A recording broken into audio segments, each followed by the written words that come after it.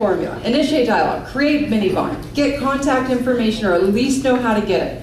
Now the beauty about social media is we can actually all meet here and then reconnect on LinkedIn or reconnect on Facebook or reconnect on Twitter. And we can do that, and that helps to create all those touch points in between the conferences where you can connect. So initiate dialogue, create mini bond, get contact information, and then move on. Who has ever been stuck in a conversation? Yeah, how do you get out of that? Right.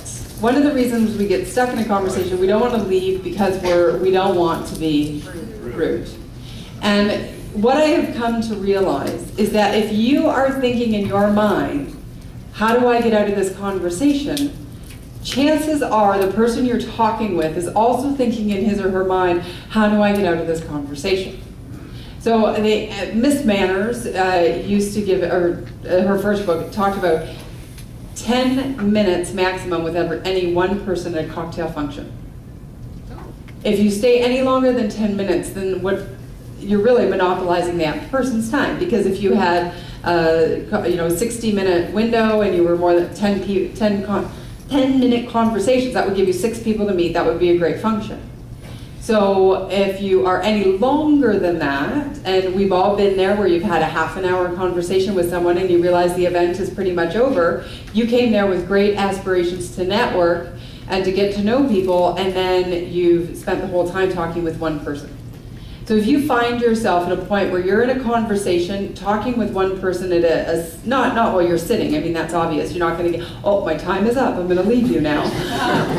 Mid-meal or something. But if you're at the little bat thing tonight and you're all having a drink at the end, then just know 10 minutes, that means you've actually connected enough that you want to connect again.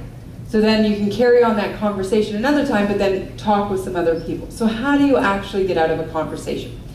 First of all, what you want to do is put yourself, remember we talked about where you place yourself in an event is so important, because if you're among all the people, there's this natural mingling dance that happens without you even trying, because you just have to sort of open up your body language and make eye contact with someone new, and then they come into the circle and it just works out. So there are 3 ways, though, to disengage from a conversation.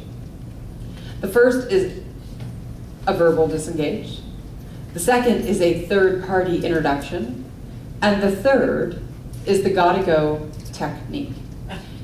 Now, when I started my company and I thought I was going to go in and consult big firms on how to, develop their relationship and their brand in the communities, I guarantee you this is the sort of last thing I thought I'd be talking about.